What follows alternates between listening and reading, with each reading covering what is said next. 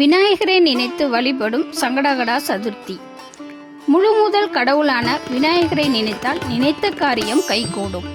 வாழ்வில் 16 வகை செல்வமும் பெற்று நலமுடன் வாழ மாதத்தில் 2 முறை வரும் சதுர்த்தி விரதம் இருந்து வழிபடுவது சிறப்பு. விரதம் மனம், புத்தி, உடலை ஒருநிலைப்படுத்தி தூய்மைப்படுத்தும் ஒரு நிலையே விரதம். ஓங்கார நாயகன் விநாயகரின் உடலில் நவகிரகங்களையும் உள்ளடக்கியவர். விநாயகரின் நெற்றியில் சூரியனும், நாவியில் சந்திரனும், வலது தொடையில் செவ்வாயும், அங்காரனும் கையில் சனி புதனும், இடது தொடையில் ராகு பகவானும் இருப்பதாக ஐதீகம். நவகிரக தோஷங்கள் தீமைகளை போக்கும் சக்தி விநாயகருக்கு உண்டு. எந்த செயலையும் தொடங்கும் முன் விநாயகரை வணங்குவது மிகச் சிறப்பு. ஒவ்வொரு மரத்தடி விநாயகருக்கும் ஒரு சக்தி உண்டு. அரச மரத்தடி விநாயகரை வணங்க தோஷ நிவர்த்தி ஆகும். வேப்ப மரத்தடி விநாயகரை வணங்க தீராத நோய்கள் விலகும், நோயற்ற வாழ்வு கிடைக்கும். நாவல் மரத்தடி விநாயகரை வணங்க தெளிவு, மனக்குழப்பம், ஞானம் கிடைக்கும். இவ்வளவு சிறப்பு வாய்ந்த சதுர்த்தி யாரால வந்ததுன்னு பார்த்தா சந்திரனால வந்திருக்கு. விநாயகர் உருவத்தை கிண்டல் செய்தார் சந்திரன்.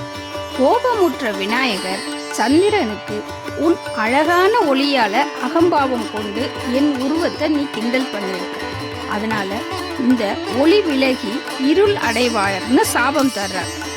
விநாயகரோட சாபத்துக்கு ஆளான சந்திரன் தன்னோட தவற உணர்ந்து விநாயகரிடம் மன்னிப்பு கேட்க, அதற்கான விமோச்சனம் கேட்க விநாயகர் சதுர்த்தியில் விரதம் இருந்து என்னை வணங்கி சாப விமோச்சனம் அடைவாயின்னு சொல்ல, அதன்படி சந்திரனும் விரதம் இருந்து சாப விமோச்சனம் அடைகிறார்.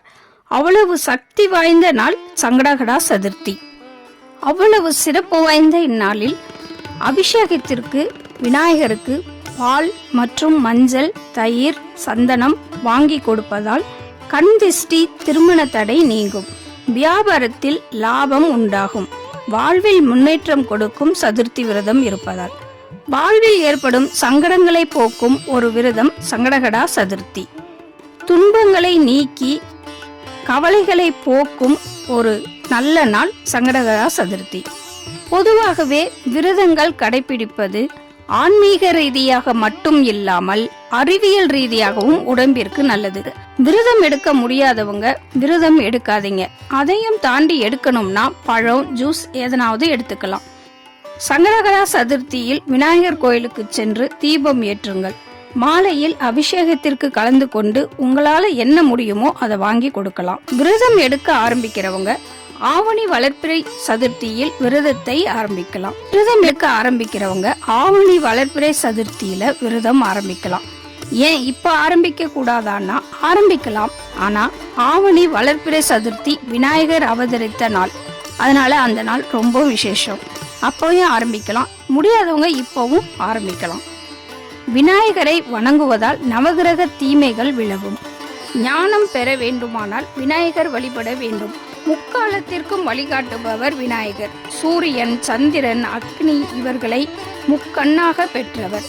வளர்ப்பிறை சதுர்த்தியில் அரச மரத்தடியில் உள்ள பிள்ளையாருக்கு பாலாபிஷேகம் செய்வதால் ஜாதகத்தில் உள்ள அனைத்து சர்ப்பதோஷ நிவர்த்தி கிடைக்கும்.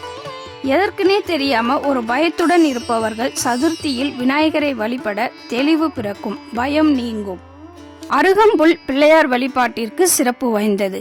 அருகம்புல்லால் பிள்ளையாருக்கு அர்ச்சனை செய்வதால் சகல சம்பத்துகளும் கிடைக்கும். அவ்வளவு சிறப்பு வாய்ந்த சங்கடகடா சதுர்த்தியில் அவரை வணங்கி வாழ்வில் உள்ள சங்கடங்கள் நீங்கி நன்மை பெருகட்டும்.